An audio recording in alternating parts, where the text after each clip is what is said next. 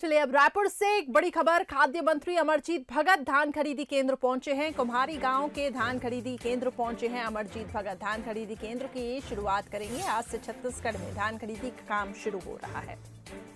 हम लोगों ने केंद्र से मांगा था 3.5 लाख गठान, उसमें से 3 लाख गठान देने की हामी भरी थी और जब देने की बारी आई तो 1,45,000 गठान दे रहे हैं। तो आधे से भी कम बारदाने में खरीदी करने के लिए हमारे पास आधा अधूरा तैयारी था, उसको पूरा करने में थोड़ा समय लगा। लेकिन आज हम कह सकते हैं कि पूरे प्रदेश में हमारी तैयारी पूरी है और किसी प्रकार की दिक्कत किसी भी किसान को नहीं होगी। बहुत जगह हम लोगों ने चबूतरा बना दिया है, शेड लगवाने के लिए आदेश कर दिया है और आज अन्नदाताओं ने अपना धान लाया, हमने उनका सभी का स्वागत किया है।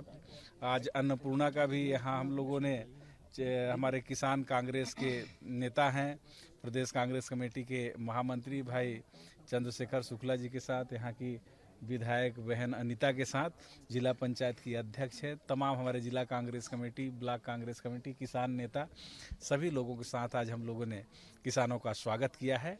और हर परिस्थिति में भूपेश बघेल जी और उनकी सरकार किसानों के साथ खड़ी है। किसानों की संख्या बढ़ी है, ऐसे में कितनी तैयारी है, क्योंकि ज्यादा संख्या में किसान आएंगे? बिल्कुल, छत्तीसगढ़ बनने के बाद से अगर देखें तो जब से भूपेश बघेल जी इस प्रदेश के मुखिया बने हैं तो एक के बाद एक लगातार किसानों के पक्ष में काम कर रहे हैं। कर्जा माफ़ी, 2500 रुपया में धान खरीदी।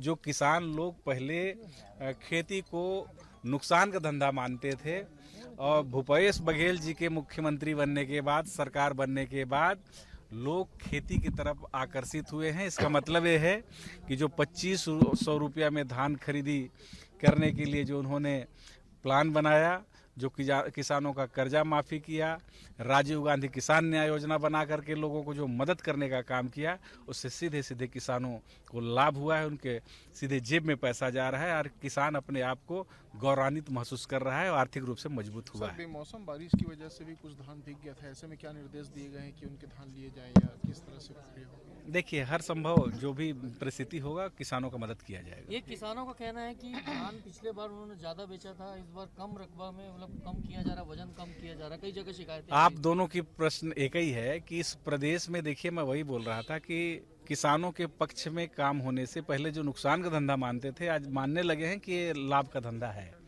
और खेती की तरफ लोग आकर्षित हुए हैं। किसानों के पंजीयन में भी बढ़ोतरी हुआ है और रकबा में भी बढ़ोतरी हुआ है और फसल भी अच्छा हुआ है। पिछले साल जो है 19,55,000 लोग पंजीयन कराए थे। इस साल 21 लाख और 45,000 लोग पंजीयन कराए हैं।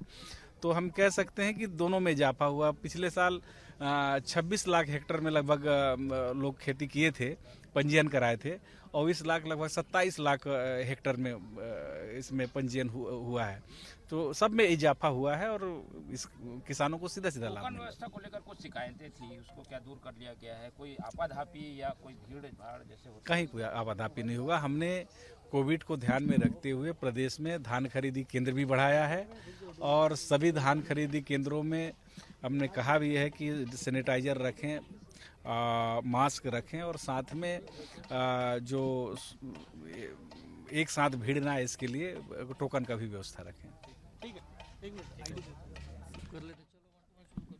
चलिए, तो खाद्य मंत्री अमरजीत भगत को आप सुन रहे थे। उनका ये कहना कि पूरी तरीके से व्यवस्थाएं कर दी गई है। कुम्हारी गांव के धान खरीदी केंद्र वो व्यवस्थाओं का निरीक्षण करने के लिए पहुंचे थे। आज से छत्तीसगढ़ में धान खरीदी की प्रक्रिया शुरू हुई है और ग्रामीण अर्थव्यवस्था की रीढ़ मानी जाती है धान खरीदी, और आज से इसकी शुरुआत हो चुकी है, जिसमें तमाम तरीके की व्यवस्थाएं की गई हैं किसानों के लिए।